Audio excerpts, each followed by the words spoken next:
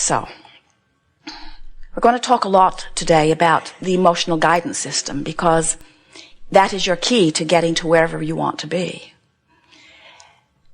If you make a decision that wherever you are, it is your dominant intent to find a feeling that feels even a little bit better. Today, no matter where I'm going, no matter what I'm doing, no matter who I'm doing it with, it is my dominant intent to look for that which I'm wanting to see. If you make a decision that you want to find the best feeling thought that you have access to, now those are key words. Not the best feeling thought that has ever been thought by anybody. Not the best feeling thought that you have ever thought, but the best feeling thought that you have access to right now. So think about it. Let's say that something has happened. Maybe it's unusual, but it happened and you're aware of it and you are feeling this strong grief or despair. You're feeling this suffocating feeling. You almost can't catch your breath. It even makes you feel claustrophobic. And someone says, boy, you're really in a funk. You need to get over it. And you want to say, I would just rather kill you. Because just because they're in this bright, happy place does not mean that you can automatically jump there. Those kinds of quantum leaps from time to time happen if the desire is powerful enough, but we do not recommend them. Because when you make that kind of a jump, it is upsetting to your experience and it usually is not long lasting. So, what we are encouraging you to do instead is to reach for the best feeling thought that you have access to. So think about it. Now think about what that depression might feel like or has felt like. And then think about a thought. And by the way, these thoughts come to you as a sort of self-surviving mechanism. Sometimes your inner being even offers them to you. A thought of anger. So you go home and you say, Abraham is teaching us how to get mad. And we say, if you are in this place where you are feeling strong depression, we may very well encourage you to thoughts of anger. Because you have access to thoughts of anger from your place of depression while you do not necessarily, in fact not usually, in fact not often, in fact hardly ever have access to thoughts of joy from your place of depression. You could change the subject and go there sometimes. But if there is something that's been happening in your experience that is very activated in your vibration, it is much easier for you to bridge your emotions and make your jumps gradually than it is to try to jump all at once. And so, if from your place of depression, you reach for the best thought that you can find, it might be a thought of anger. And as you beat the drum of that anger for a while, even though you're certainly not where you ultimately want to be, you do feel relief from the depression, and only you know that you are feeling it. Very often those around you are not all that happy that you've moved from depression to anger, because you were easier to deal with in depression. At least you stayed in your room and out of their way. And when you are angry, often you are right in their face, but they don't know. They don't know that it was a vibrational improvement for you. And the thing that we want you to hear is that it doesn't do you any good either unless you have done it deliberately. In other words, when you deliberately reach for the better feeling, life-giving thought of rage, which felt so much better to you than the thought of despair or depression. And you then manage to beat the drum of that a little bit, and most importantly, you stop and say, I have chosen this thought and it feels better, and no one else knows the improvement on my journey that I have made.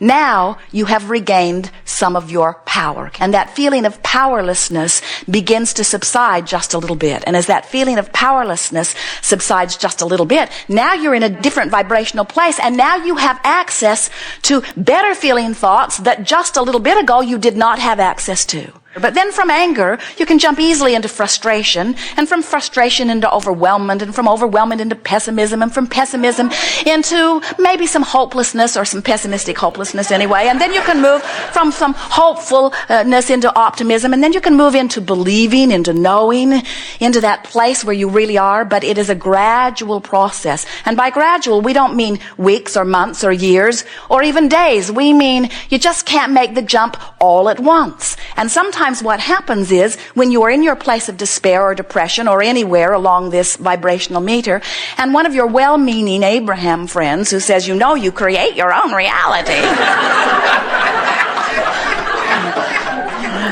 You say, yes, I've been scripting about your death all day here.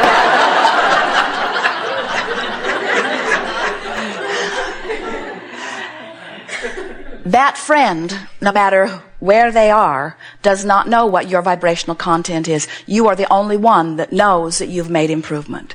As Jerry and Esther go across the desert, quite often they go from Phoenix to San Diego, and about halfway between Phoenix and San Diego is Yuma, Arizona. And when Jerry and Esther would discover that they are in Yuma, they do not just pull off the side of the road and cry because they are not in San Diego. In other words, they understand. They don't get so upset that they're not where they want to be that they get disoriented and just turn around and go back to Phoenix. Because that journey is quantifiable. In other words, it's easy to understand the distance between Phoenix and San Diego. And so it's easy to understand, let's see, if my destination is San Diego and I'm facing in the direction of San Diego and I keep going, it is reasonable to expect that I would get there.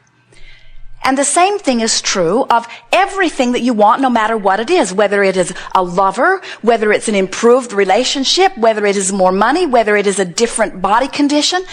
It does not matter where you are. The distance from where you are to where you want to be is quantifiable once you understand when you're facing the right direction. When you understand that this thought does feel better than whatever thought and feeling that you had before, now you have gained control, and now you can tell which direction you're going.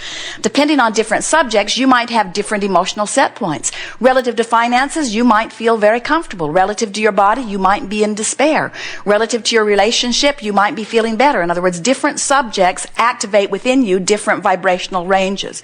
But the whole, the sort of sum total, the sort of averaging out of what your vibration is, which is really the sum total, the averaging out of the thoughts that you're thinking during a day, let's say, that equals your point of attraction. And your point of attraction is what is manifesting in your experience. And so we want you to become very aware of the way you feel, but we don't want the way you feel to frighten you, because we want you to understand that just like going from Phoenix to San Diego, that once you are aware of what an improved feeling feels like, and once you are factoring out what everybody else thinks about it, then your guidance system will work for you. Sometimes we see you in depression, and that self-survival instinct of anger will come over you, and you will feel so much better, and then you'll meet a friend or a therapist or a counselor or a mate or some well-meaning person who says, you know, that anger is not good for you. You should do something about that anger. And then you just end up right back in despair. So you go from depression or despair, depression to anger, depression to anger, depression to anger, depression to anger, Phoenix to Yuma, Phoenix to Yuma, Phoenix to Yuma, Phoenix to Yuma. You're sort of lost in the desert. And what we want you to say instead is, I didn't get here to this angry, hateful place by accident. Some of you are having a little bit of difficulty with this dialogue because you have sat in seminars or listened to tapes where someone has sat in the hot seat and Abraham has refused to let them carry on about something that was bothering them. In other words, we were encouraging them to give us better sounding words, to try to make the best of it, to pivot, to let's do a book of positive aspects. And so this sounds very odd for us to be really rooting for you to move into rage and anger. But we want you to understand it depends upon where you are when we begin on the emotional scale. In other words, if you're frustrated over something, we're certainly not going to coach you back into the vibration of anger. That's going in the wrong direction. But if you are in depression, then anger is going in the right direction. And that's something that most people have not known. Now, the relief factor is the key to your guidance system. Do you know that there are feelings of relief in every emotion? You can even find relief in what you would call ecstasy. In your physical body, it's hard to feel those incremental vibrational differences, but even from your non-physical perspective, there are degrees of ecstasy. In other words, you can find relief in every single emotional stance or everywhere along the emotional spectrum because we are evolving beings. It is getting bigger and better. The universe is expanding and our capacity to feel joy is expanding also. We want you to stop beating up on yourself about wherever you are and about however you've been feeling. And we want you to make a decision to factor out anything that's outside of you because they don't know. They don't know. Your emotions are giving you the information about who you really are and where you are right now. Your emotions are giving you information about the vibrational variation between your habit of thought and the vibration of the desire that you've launched. Your new mantra is, I'm going to make the best of this. Whatever it is, I'm going to make the best of this. I'm going to make the best of this. Sometimes we see you're not making the best of it. Esther catches herself and laughs. She will find herself in a place she does not want to be, and instead of making the best of it, she will deliberately make the worst of it. Because she has a point to make. When you are in a place different from where you want to be, and you're making the worst of it, the reason that you do it is because every fiber of your being knows that you are loved and knows that you are blessed and knows that it is supposed to be good for you. And when in some moment it is not being good for you, you sort of go berserk on some level. And then you want to sort of explain why you're not where at many levels you know you should be. And what we want to say to you is give that up. You don't have to explain anything to anyone. The only thing that is important is your awareness that this thought does give you incremental relief from the thoughts that you were thinking earlier. And when you notice the relief, no matter how great or small it is, take it and pat yourself on the back. And in the same moment, you will regain your feeling of empowerment. And remember, this emotional scale is all about the feeling of connection to who you are and empowerment, all the way down to that feeling of disempowerment. So then when you think about those emotions that are down here at these lower registers, and you think about despair, you think about grief, you think about fear, aren't they all about disempowerment? In other words, whenever you say, I'm afraid of something, isn't it the feeling of being out of control? Isn't it the feeling of something that you definitely don't want to happen, but there's something that's out of your ability to do anything about it? Isn't that what that feeling is? And don't all of those emotions that are on that negative end of the scale, and that's a tricky thing to say because the graduations are so steady, but you get the sense of what we are talking about. Don't they feel empty? Doesn't fear feel empty? Anger, doesn't it feel empty? And it is, because it is you disallowing who you really are to flow. Now you know everything we know. We are eager to talk with you about anything that is important to you. You will discover a delicious unfolding. Sometimes we will not call you to the chair, but we will answer your question just the same. For everything that you are wanting to know, we are fully aware of. Sometimes we will ask a representative on your behalf to come and ask your question. And when that happens, it is really of benefit to you because you are actually more likely to allow the receiving of the answer if you are not in the mode of beating the drum of the question quite so much.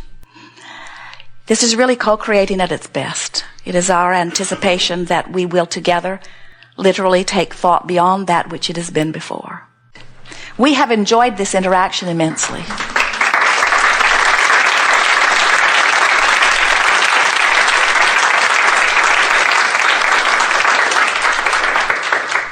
It is wonderful to come together with those like you who are coming more and more in every day to understand the perfection that is you.